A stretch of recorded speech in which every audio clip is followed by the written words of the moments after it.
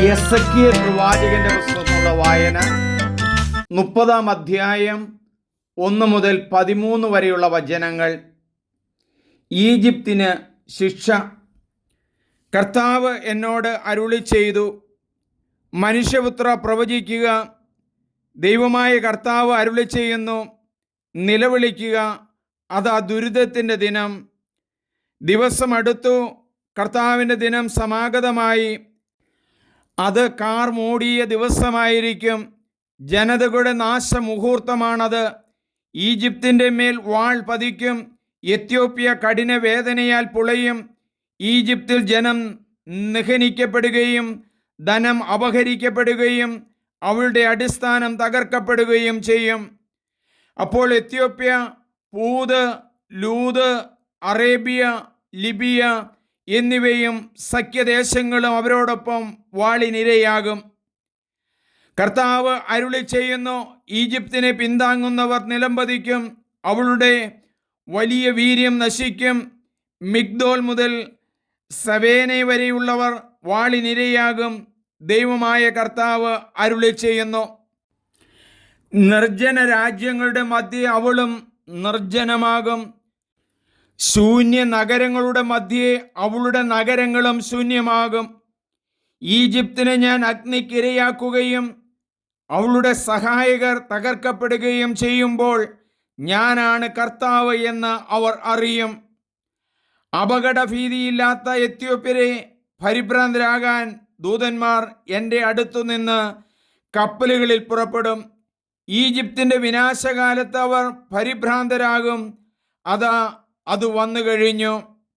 ദൈവമായ കർത്താവ് അരുളി ചെയ്യുന്നു, ബാബിലോൺ രാജാവായ നെബൂഖദ്നേസറിന്റെ കരങ്ങളാൽ ഈജിപ്തിൻ്റെ സമ്പത്ത് ഞാൻ ഇല്ലാതെയാക്കും. ഈജിപ്ത് നശിപ്പിക്കേണ്ടതിന് അവനെയും അവൻ്റെ കൂടെയുള്ളവരെയും ജനതകളിൽ വച്ച് ഏറ്റവും ഭീകരന്മാരെ തന്നെ ഞാൻ കൊണ്ടുവരും. ഈജിപ്തിനെതിരെ അവർ വാളൂരും. മൃതശരീരങ്ങളാൽ ദേശം നിറയും. ഞാൻ നൈൽ വറ്റിച്ചു കളയും. നാട് ദുഷ്ടന്മാർക്ക് വിൽക്കും.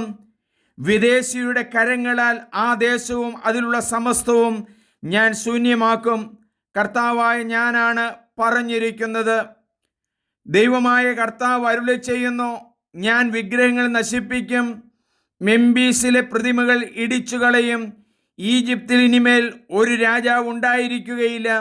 അങ്ങനെ ഞാൻ ഈജിപ്തിൽ ഭീതി ഉളവാക്കും. നമുക്ക് പ്രാർത്ഥിക്കാം. ദൈവമേ, ഇസ്രായേൽ ജനതയെ രക്ഷിക്കുവാനായിട്ട് അങ്ങ് തിരഞ്ഞെടുത്ത മാർഗങ്ങൾ നിരവധിയാണല്ലോ.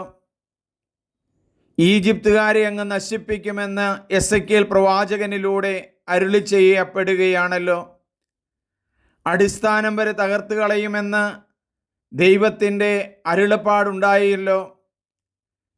ഞങ്ങൾക്ക് വേണ്ടി ഓരോ കാര്യങ്ങൾ ചെയ്യുന്ന ദൈവമേ, ഞങ്ങൾ അങ്ങയെ ആരാധിക്കുന്നു, സ്തുതിക്കുന്നു. അങ്ങയുടെ വചനത്തിൻ്റെ മഹത്വം മനസ്സിലാക്കുവാനും അതനുസരിച്ച് ജീവിതം നവീകരിക്കുവാനും പുണ്യപ്പെടുത്തുവാനും ഞങ്ങളെ സഹായിക്കണമേ. വിത്ത് വെറുതെ ഇരിക്കുന്നെങ്കിലോ ഫലം പുറപ്പെടുവിക്കുകയില്ല. നിലത്ത് വീണ് അഴിഞ്ഞ് ധാരാളം ഫലം പുറപ്പെടുവിക്കുകയുള്ളൂ എന്ന് അങ്ങയുടെ വചനം ഓർക്കുന്നു. ദൈവമേ, അങ്ങയുടെ വചനത്താൽ ഞങ്ങളെ നിറയ്ക്കണമേ. പരിശുദ്ധാത്മാവിനെ ഞങ്ങളിലേക്ക് ഒഴുക്കണമേ. വചനം വായിച്ച് ശ്രദ്ധയോടെ വായിച്ച് ജീവിക്കാനുള്ള കൃപ തരണമേ. അതിനുവേണ്ട അനുഗ്രഹത്തിനായി ഞങ്ങൾ ശിരസ്സ് നമിക്കുന്നു. ആമേൻ. സ്നേഹമുള്ളവരെ, എൻ്റെ പേര് സണ്ണി പുൽപ്പറമ്പിൽ. നിങ്ങളെല്ലാവരും ഇത് സബ്സ്ക്രൈബ് ചെയ്യണം, ഷെയർ ചെയ്യണം. വചനം വളർത്താം, ആത്മാവിനെ സ്വീകരിക്കാം.